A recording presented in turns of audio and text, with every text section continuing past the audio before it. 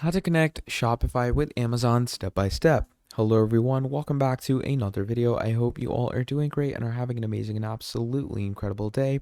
I bring you back with yet another video, and in this video we're going to be talking about how we're going to be able to use our Shopify with our Amazon, okay? And we're going to be talking in great depth and detail on how this can be extremely useful to us. So to allow ourselves to, walk ourselves through this, what we're going to do is we're going to go over to apps and we're going to go to all recommended apps, okay?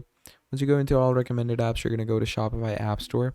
And once you go to your Shopify App Store over here, what you're going to want to do is you're going to go up and search and you're going to write Amazon. Now, once you write Amazon, basically it's going to give you an Amazon Spreader app, and this is it. Amazon Importer Spreader app, and what you're going to do is you're going to download this, and you can drop ship Amazon products and earn affiliate marketing, benefit by basically importing products into your Shopify store. So yeah, just install this, and that is how you're going to connect your Shopify with Amazon in the easiest way. So yeah, that's about it. Thank you for watching, and I'll see all of you next time. Goodbye.